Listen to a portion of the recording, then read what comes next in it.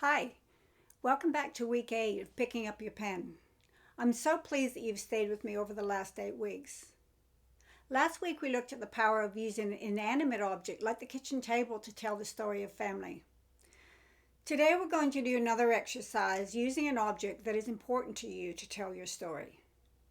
And the second exercise this week will be a letter writing exercise. Again, the quote from Rumi is reminding us to be still. Be curious and open when we listen, and our writing helps us listen to stories we may not know. Clean out your ears. Don't listen for what you already know. As always, take the time to settle into your writing space and let the world fall away. Close your eyes. Rest your hands on your knees. Have your feet flat on the floor. Take a deep, slow breath in through the nose and slowly exhale out through the mouth. Again, a deep, slow breath through the nose and slowly exhale through the mouth. Continue this breathing and bring your awareness to your body. Notice your feet on the floor, your body in the chair. Remember, there is nothing you have to do. Just be here right now, in this moment, on this chair, in this room. Notice any areas of tightness in your body. Just notice and move your awareness to another part of your body. As always, if your mind wanders, that's okay. That's just what our minds are trained to do. Gently bring it back to your body on the chair, right here, right now.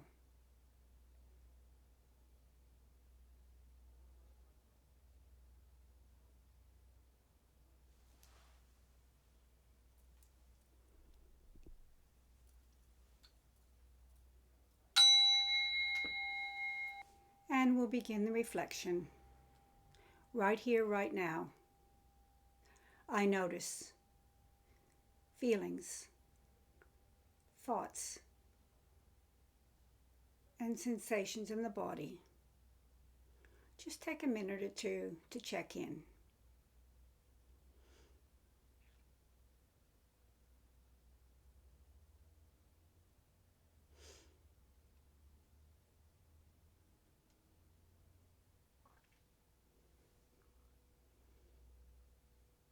Now put down your pens.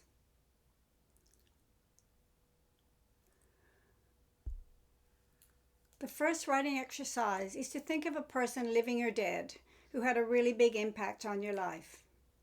This impact may be positive, negative, or is usually a mix of both. The important thing here is that it is someone who knew or has known you for a long time, and they've had an important emotional impact on you. I'm asking you to think about a person who may represent a turning point in your life, a time where you learned something about the world or yourself. It can be a friend, a family member, a colleague, a teacher, from any time in your life. I'll set up a few cues to keep the letter moving, as there isn't too much time. Dear name, I'm thinking of you. I feel. Without you, I want you to talk about what they gave or took from you. I miss. I'm glad. And finally, I wonder. Just try to use a few of those words to start you off writing. Okay, pick up your pens.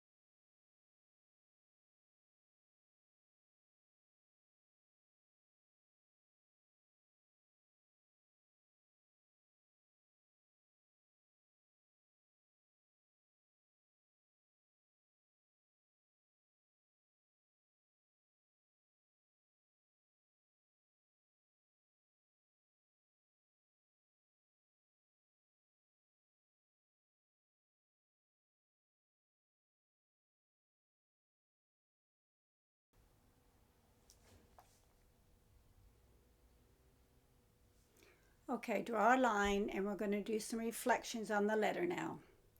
Firstly, what emotions did you notice when you were just writing this letter? What emotions did you notice?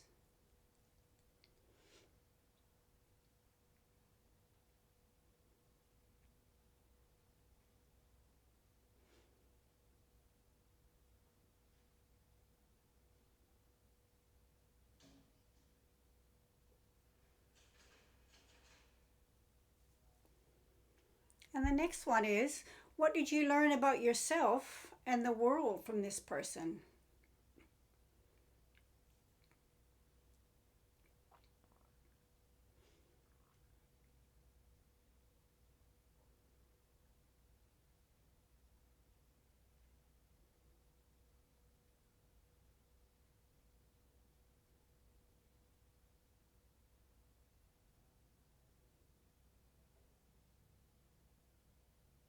And lastly, if you could tell this person one thing, what would that be?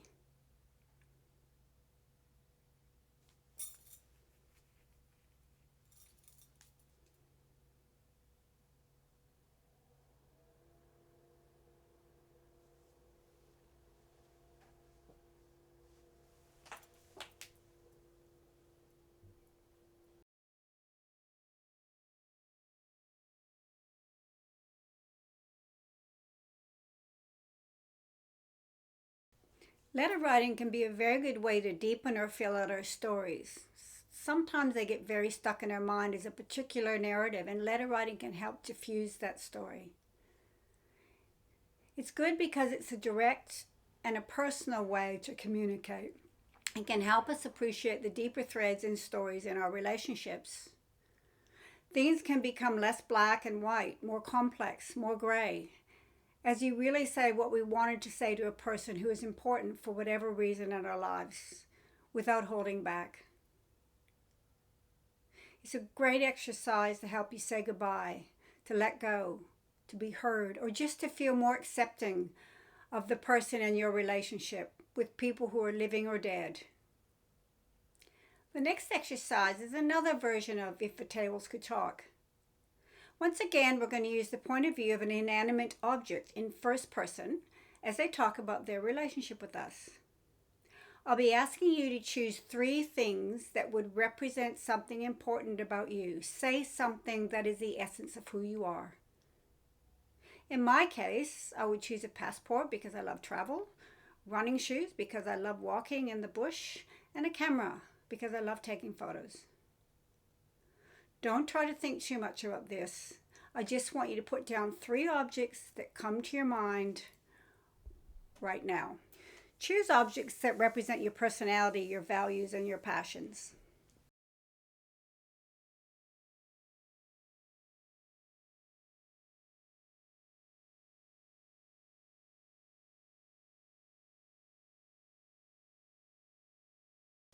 Now choose one of these objects. For example, in my case, it might be a camera. This object will be telling a story about the relationship it has had with you over the years. Point of view will be from the object, and you want to use first person. So the camera, I first met your name however many years ago. And then you want to talk just generally about your relationship. Talk about what you did together, what you used to do, what you'd like to do, what was good, what was difficult in your relationship. For example, things like loyalty, consistency, respect. Maybe start a sentence with, when we're together, I felt, or I miss. Past, present, I wish, I miss, etc. And what I want you to know. So what the camera wants us, the person, to know. So take about 6-7 minutes on this, pick up your pen, and just write without thinking.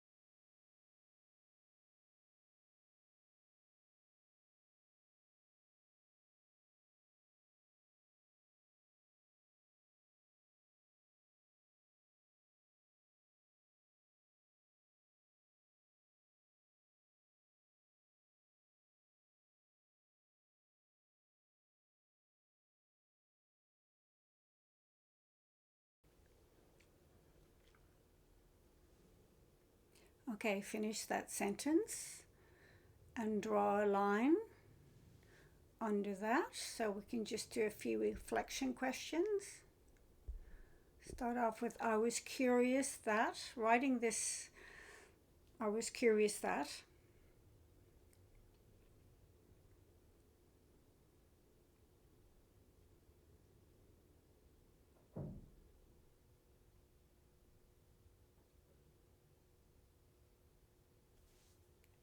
And the next one, I wonder why. I wonder why.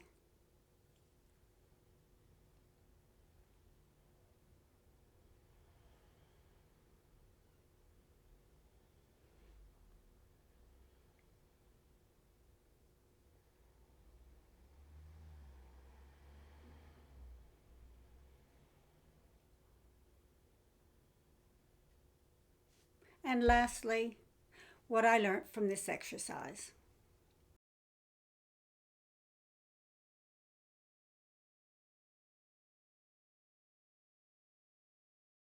This is a great exercise to do with the other two objects you've chosen, or perhaps you could get them talking to each other.